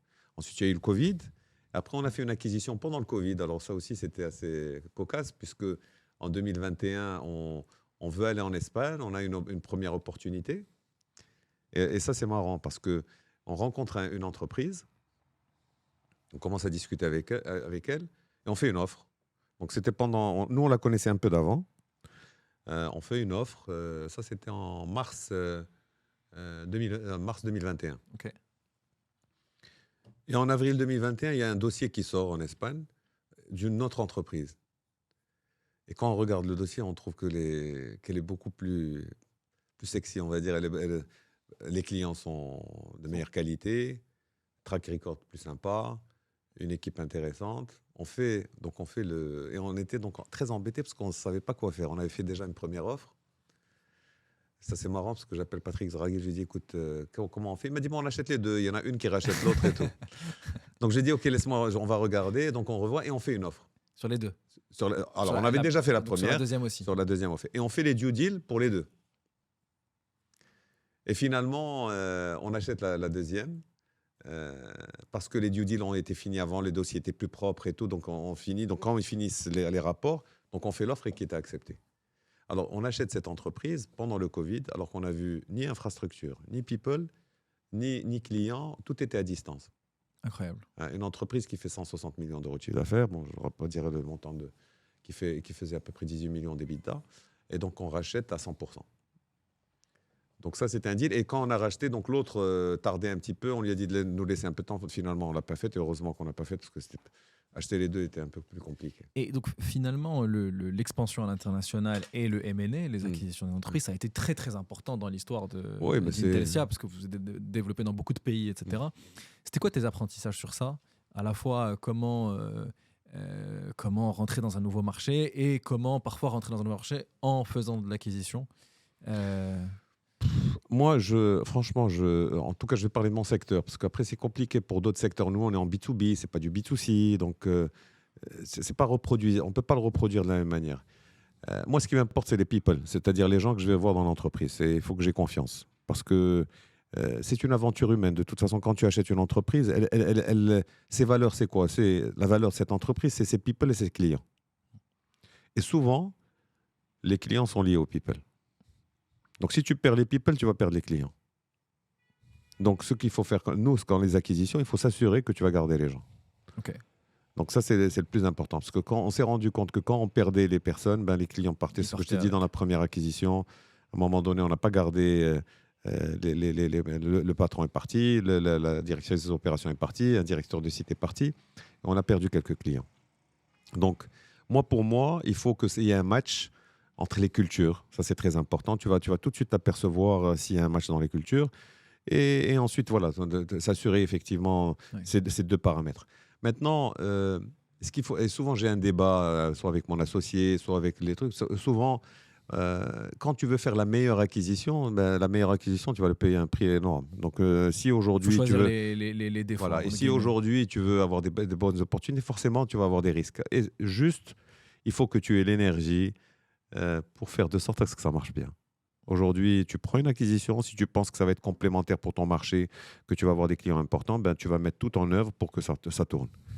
Et ça va être compliqué parce que quand il y a de l'humain qui rentre en jeu, c'est compliqué. Quand tu vas avoir... Donc, il faut mettre tout en œuvre. Ça, c'est la première chose. Deuxième chose, c'est que toutes nos acquisitions étaient inclusives. Aujourd'hui, quand on a racheté l'Espagne, moi, les synergies, c'est des synergies de revenus que je cherche, des synergies top line, pas des synergies de coûts. Donc aujourd'hui, j'ai gardé toute l'équipe espagnole. En fait, quand j'ai revu notre organisation, quand on a pris l'Espagne, on a mis des CIO de marché. Et donc la CIO de la boîte espagnole et la CIO de ce marché-là avec toute son équipe. D'accord. Et donc les choses qu'on a faites pour les convergences qu'on a mises rapidement, c'est la marque. Tout le monde travaille sur la même marque. Rapidement, ça a été fait. La partie financière, intégrer les systèmes. Et ensuite, petit à petit, nos opérations commençaient à faire de sorte à ce que nos opérations tournent sur les mêmes modèles. Sur les mêmes process. Ouais. Okay. On a parlé de cette période-là jusqu'à 2019-2020. 2020, il y a le Covid. Ça a été problématique dans tous les secteurs. Mais dans votre secteur, je pense que c'est particulier parce qu'il y a beaucoup de people. Alors en même temps, c'est de l'offshoring, donc peut-être qu'on a envie de dire que c'est un secteur où plutôt c'était pas compliqué, mais en fait non. Je pense que vous aviez forcément des bureaux dans différents pays où il y a beaucoup de gens à gérer. Non, mais au début, c'était panique à bord. Et donc je pense que c'était super compliqué. Comment vous avez géré cette période ? Alors, franchement, au début, c'était panique à bord parce qu'à un moment donné, ils allaient tout fermer. Donc, comment tu n'allais plus avoir d'opération? Comment tu allais déplacer tes téléconseillers? Comment le work from home, ça n'existait pas. Faire un téléconseiller à distance. Et donc, mobilisation de l'entreprise. La première chose, j'avais appelé ma directrice financière. Je lui ai dit, fais-moi une estimation combien on va perdre d'argent cette année. En fait, on allait perdre tout ce qu'on avait gagné pendant les 4 ou 5 dernières années. Ouais. J'ai dit, OK. J'ai dit, mais on avait la trésorerie pour tenir. Pourquoi 40% ? C'était la partie... Parce qu'en fait, non, parce qu'elle a pris pas 40%. Je disais, le chiffre qu'elle m'a donné représentait tout ce que nous avons gagné pendant les 4 dernières années. D'accord. Non, elle a pris des estimations parce qu'elle ne savait pas comment les choses allaient tourner, mais elle avait pris le pire des cas. Parce que de toute façon, les financiers, quand tu leur demandes quelque chose, ils vont prendre toujours le truc le plus pourri pour ne avoir que de bonnes nouvelles ensuite. Donc, elle me donne ce truc-là. Et ensuite, on voit avec Youssef et les opérations, on avait comment ça s'appelle, la solution pour travailler à distance. Donc, on a mis en place une équipe projet. Ouais. On a mis tout un dispositif. Donc, tous les matins, on avait des calls à 10h pour savoir le déploiement. Donc, on a déployé en quelques semaines. Les téléconseillers tout le monde à domicile. À domicile. presque. Alors, certains clients râlaient, ne voulaient pas, mais alors, à côté de ça, il fallait trouver des ordinateurs. Et je ne Il fallait voulais pas. installer. Non, je voulais pas que les ordinateurs sortent de l'entreprise. Parce que si tu les sors après pour les rentrer, c'est le bordel. Donc ils vont être infestés et tout. Donc il fallait trouver. Donc on a appelé tous les fournisseurs pour avoir des laptops. On a trouvé des crédits pour que les gens prennent leur laptop, que ce soit leur laptop, comme ça ils sont responsables de leur laptop. Donc il fallait équiper, il fallait organiser, il fallait mettre une cellule pour dépanner les gens quand ils sont à distance et tout. Donc ça a été mis en place. Et donc ça a été mis en quelques semaines. On a mis ça en place. Donc il y avait toute une équipe et il y a une mobilisation de la boîte. À côté de ça. Tous les salariés, moi j'avais fait un Facebook avec l'ensemble des salariés là-bas. Je leur dis, on vous garde vos salaires. Financièrement, sécurité pour tout le monde. Aucun salaire ne sera touché, que vous travaillez ou vous ne travaillez pas. Donc ça, c'était réglé comme ça. C'était clair. Et donc à partir de ce moment-là, écoute, franchement, au bout de quelques mois, le chiffre d'affaires est revenu et on a fait la plus belle année qu'on ait jamais faite. Alors on va comprendre pourquoi. Parce que quand il n'y a plus de festivités, il n'y a plus de charges. En fait, et il n'y a que du revenu. Il n'y a plus de frais de... Ouais. Ouais. Et donc, on fait une superbe année. Et donc, on a essayé de repartager ça avec nos salariés. Donc, bon, bref. Et donc, franchement, moi, en tout cas, cette période-là, j'ai été fier de la mobilisation des gens. On a montré que la boîte pouvait être solidaire avec l'ensemble de ses ressources. Et après, il y a des nuances d'un pays à un autre, donc la mobilisation de chacun, mais on a fait de sorte à ce que l'ensemble des pays où nous étions présents en 2020 soient servis de la même manière. Ouais.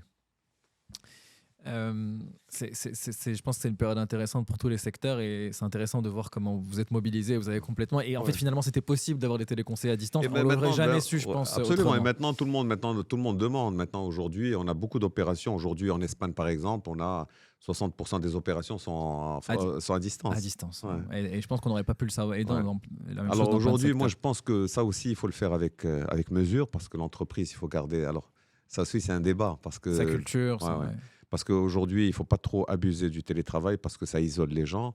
Donc ça aussi, il faut le faire avec, disons, avec mesure. Ouais. L'autre sujet, c'est que sur cette période-là, 2019-2020, vous lancez donc une nouvelle business unit ou solution qui n'est plus le Customer Relationship Management, mais qui est aussi toute la partie IT. Ouais. Donc, c'est développement de logiciels, pareil, outsourcer les entreprises, donc avec des ingénieurs. Et je crois que vous achetez 2 entreprises pour la lancer. Pourquoi avoir fait ce choix? Est-ce que c'est une tendance de marché sur les prochaines années et comment ça s'est passé pour lancer ça? Alors, comment ça s'est passé? Encore, c'est par opportunité. Une petite boîte qui était à la vente, IT. Et je me suis dit, bon, l'IT, moi, je voulais le faire, comme je t'ai dit, en 90. Ouais. Je voulais lancer ce truc-là. Et je pense qu'aujourd'hui, alors, avant de parler d'histoire, comment ça s'est fait, je pense qu'aujourd'hui, Intelsia, si on veut perdurer, si on veut garder cette marque, si on veut la faire grandir, si on veut réaliser, en fait, notre rêve, c'est d'en faire une entreprise qui est multisolution. Donc, on fait du CRM, comme on a dit, on fait de la relation client, on fait de l'IT, on peut faire du recouvrement, on peut faire du digital marketing, on peut faire du BPO-RH, du BPO financier. Donc, pour moi, il faut qu'on soit sur tous ces métiers-là. Et tout ça avec une couche technologique, de telle sorte à ce que notre offre, nous, les solutions que nous proposons à nos clients sont des people et des technologies, au profit de leur performance. D'accord ? Et donc, pour moi, ça, c'était un pas en plus vers cette vision. Et donc, comment on l'a fait? Donc, c'est difficile de commencer à zéro. D'ailleurs, on a essayé de le faire avec le recouvrement, on a des difficultés. Donc, la meilleure façon, c'est de faire des petites acquisitions. On a fait une petite acquisition à Rabat d'une entreprise où il y avait 40 ingénieurs. Et ensuite, on a récupéré une entreprise qui était du groupe Altis, qui était à Casablanca, où il y avait à peu près une centaine d'ingénieurs. Donc, ces 2 boîtes, on les a fusionnées ensemble. Et on a dit, ça, c'est notre pôle IT. ITS, ce qu'on appelle IT Solution, et qu'on a lancé. Et donc aujourd'hui, on a commencé à démarcher, donc on a mis en place, on a mis à la tête un directeur général, on a mis à la tête des équipes commerciales, on leur a donné une identité et on les a lancés. Et donc aujourd'hui, c'est une entreprise donc dans le groupe qui fait à peu près, qui compte presque 1000 ingénieurs, qui est dans du développement software et qui est dans des supervisions d'infrastructures, dans tout ce qui est cybersécurité, qui est tous dans le cloud. Donc on développe et aujourd'hui, on est une des premières boîtes marocaines dans l'IT. Donc, et on va continuer à la développer. Et aujourd'hui, l'année dernière, on a eu 30% de croissance dans cette activité. Et je pense que Ça va être une partie elle va importante. porter la croissance de l'entreprise. Et on va continuer à avoir d'autres secteurs, d'autres activités à développer. Ouais. Et là, tu parlais à la fois du people et de la partie technologie. Il y a toute une autre tendance qui est très importante depuis 2020, 2021, 2022. C'est l'intelligence artificielle. Et vous, dans votre secteur, c'est, je pense, un sujet très important. Quel impact ça a sur l'activité comment vous avez intégré ça à vos solutions et voilà, comment tu vois les choses? Alors aujourd'hui, bon, c'est un gros débat parce que tu as vu un petit peu les débats qu'il y a eu sur Klarna avec Téléperformance, comme quoi l'intelligence artificielle allait remplacer l'humain pour la relation client. Moi, je pense que dire qu'il n'y aura aucun impact est une erreur. Donc, il y aura un impact. Aujourd'hui, nous utilisons l'intelligence artificielle dans différents cas d'usage. Moi, je pense que c'est beaucoup plus une opportunité pour nous qu'une menace. Pourquoi? Parce qu'aujourd'hui, on y est confronté. Aujourd'hui, on utilise les chatbots, on les utilise depuis un moment. Aujourd'hui, toutes les opérations simples sont déjà, disons, processées et sont faites soit avec des chatbots, soit faites par l'intelligence artificielle.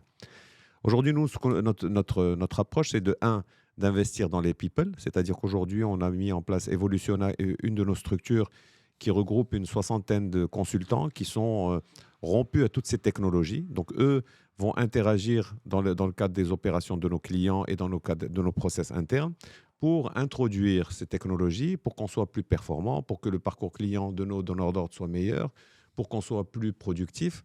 Et donc ça, on l'utilise déjà. Donc aujourd'hui, on a des cas d'usage où on utilise l'intelligence artificielle, ChatGPT ou autres, dans le cadre de nos opérations.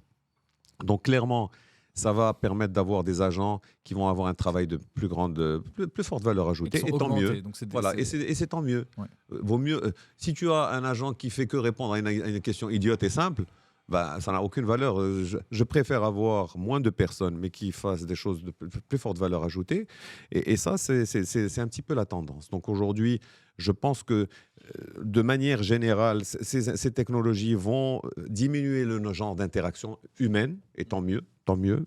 Elles seront un peu plus complexes, et tant mieux. Mais de manière générale, si tu le prends au niveau de notre secteur, le gâteau grossit. Donc avant, si tu restes à ISO périmètre, clairement, l'introduction des technologies va diminuer les interactions. Pourquoi? Parce que les process seront meilleurs, les systèmes d'information seront meilleurs, les offres seront meilleures, ainsi de suite. Et les systèmes seront mieux intégrés. Mais le gâteau grossissant, ben, ça continue. Alors, c'est quoi le gâteau qui grossit? C'est les centres internes qui sortent. Aujourd'hui, il y a beaucoup d'activités, plus de la moitié dans nos différents marchés. La moitié de nos opérations sont faites en interne encore. Donc, le fait de les externaliser grossit. Ouais. Deuxième, disons, facteur qui va faire grossir les opérations, c'est qu'aujourd'hui, on a beaucoup de... aujourd'hui, en Europe en général, tu as de plus en plus de difficultés à recruter. Aujourd'hui, les populations sont vieillissantes. Donc, tu vas avoir énormément de centres de services qui vont venir se déplacer dans nos différents bassins d'emploi. Et ces centres de services, les meilleures personnes à les gérer, c'est des outsourceurs comme nous parce que elles vont jouer de la mobilité, la flexibilité et ainsi de suite. Donc, tout ça fait que nous, on pense que le marché va encore continuer à croître sur les 5 prochaines années. Est-ce que tu penses que l'intelligence artificielle, ça peut retirer la barrière de la langue? Parce que, oui, ça aussi, on en parle. Ces groupes-là, ton groupe et les acteurs du secteur, ils se sont développés en fonction des langues. Donc, l'Afrique subsaharienne, l'Afrique du Nord pour le marché français, le Portugal pour le marché lusophone, l'Espagne pour le marché de l'Amérique latine, etc. Est-ce que, finalement, on pourrait avoir à la fois des gens qui sont augmentés et en même temps augmentés dans le sens où, quelle que soit la langue qu'ils parlent, ils puissent être compris dans n'importe quelle langue? Oui et non. Oui, alors aujourd'hui, il y a encore beaucoup de latence dans la traduction instantanée qui gêne un petit peu. Sur la partie chat, c'est possible. Je pense qu'il y a beaucoup de solutions dans ce sens-là. Mais clairement que oui. Alors, est-ce que ça va avoir un impact sur notre organisation? Ça va avoir un impact sur l'organisation des centres de delivery. Ça va favoriser les centres de delivery qui sont les moins chers. Parce que, et non pas forcément là où sont les capacités linguistiques. Donc probablement ça va jouer sur ça. Et à nous, en fait, notre secteur évolue énormément. C'est à nous d'être proactifs par rapport à ça et de voir un petit peu les évolutions, les tendances et ne pas être trop détaché de ce qui se passe vraiment. Rappelle-toi, tu sais que dans les centres d'appel qu'il y a eu au début des années 2000, c'était que du renseignement. Aujourd'hui, on n'en fait plus. Et pourtant, le secteur a cru de manière importante. Oui, donc Donc, il y a des choses qui vont arriver autres. il y a toujours des nouvelles choses Absolument. Maintenant, à nous d'être dans des bassins d'emploi qui sont suffisamment riches et suffisamment compétitifs, riches en compétences, compétitifs en coûts, pour que on puisse à chaque fois réagir et répondre à la demande de nos clients et, et aux évolutions du secteur. Très intéressant. J'ai une ou deux questions avant de finir. D'abord, je me suis rendu compte que Intelsia, c'était une entreprise qui a une marque très forte et une culture très forte.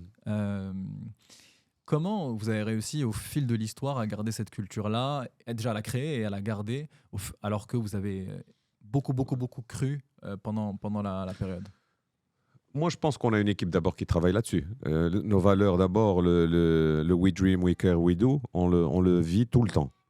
Et je pense qu'on a mis en place des outils pour que les valeurs, de manière générale, soient vécues plus ou moins de la même manière sur l'ensemble de nos sites de production. Et ça, c'est très important, même s'il y a encore des inégalités, parce que quand tu as 40 000, c'est compliqué d'harmoniser un petit peu tout ça. Nous, on pense que on est dans un métier de people. Je pense que ce qui fait la différence, c'est notre proximité. C'est comment on cascade ces valeurs et cette envie, cette proximité au niveau des différentes strates. Et aujourd'hui, on a notre comité exécutif qui est très proche de l'ensemble des... En fait, tous les managers, on a une culture managériale qui est particulière, donc, où on favorise d'abord le bien-être de nos collaborateurs en préservant les demandes de nos clients. C'est toujours cet équilibre qu'il faut faire entre les demandes de nos clients et le bien-être de nos collaborateurs. Et on a mis en place un certain nombre d'outils pour veiller à ce que ça soit respecté. Et je pense que l'entreprise est à l'image de ses dirigeants. Il faut dire les choses telles qu'elles sont. Si tu es bienveillant, finalement, l'entreprise, tu vas le ressentir au niveau. Aujourd'hui, on sent dans l'entreprise des gens qui sont heureux, des gens qui sont souriants, parce qu'on n'a pas un management directif, notre management est beaucoup plus bienveillant, qui est beaucoup plus de compréhension par rapport aux problématiques des gens. Nous, le temps qu'on passe au quotidien, le temps que je passe, c'est essentiellement la moitié sur les gens et l'autre moitié sur nos clients. Donc, c'est ces deux parties qui sont... Et c'est cette chose qu'il faut garder, et nos clients nous le reconnaissent. Donc, aujourd'hui, le fait que nos clients restent, se développent, continuent à se développer avec nous, est une preuve disons qu'on prend soin d'eux. Et le fait que nos managers restent dans l'entreprise, continuent à grandir, est une preuve qu'effectivement, on leur donne un espace où ils peuvent se développer. Ouais. C'est quoi ton conseil pour quelqu'un qui veut entreprendre? Alors, soit un jeune, soit quelqu'un qui a déjà de l'expérience et qui veut lancer son entreprise au Maroc. Alors, c'est compliqué, c'est pas compliqué. En fait, tout dépend de... tu entreprends pas pour avoir de l'argent. Parce que tu risques de prendre des shortcuts qui sont très rapides et qui ne sont pas les bonnes décisions. Parce que l'argent est une conséquence de tout ce que tu fais, non pas un préalable. Donc il faut comprendre. Moi, le seul conseil que je peux donner, c'est de voir les choses en grand. Œuvrer, faire de sorte à ce que quand on prend un choix, on fait de sorte à ce que ça marche. Et faire de sorte à ce que ça marche, c'est des efforts, c'est de l'énergie, c'est revenir au travail régulièrement, refaire jusqu'à ce que ça... Abandonner, sortir les mauvaises ondes, les choses toxiques, il faut les sortir rapidement, ne pas les laisser sur ta voie. Parce que le chemin est long et en même temps, s'entourer des bonnes personnes, s'entourer des people qui te donnent envie d'aller tous les matins au bureau, prendre du plaisir, parce que parfois, ce n'est pas des parties de plaisir quand vous avez des clients qui partent, quand vous avez une concurrence acharnée et tout. Ouais. Mais quand vous avez des gens avec qui vous prenez du plaisir à travailler, donc forcément... ça sera beaucoup plus facile d'aller au-delà de ces difficultés. Ok. Avant de finir, est-ce qu'il y a un sujet dont on n'a pas parlé? Le fait que j'adore le sport, tu vois, par exemple, on n'a pas parlé de sport. Complètement, bien sûr, mais c'est hyper intéressant et je pense que...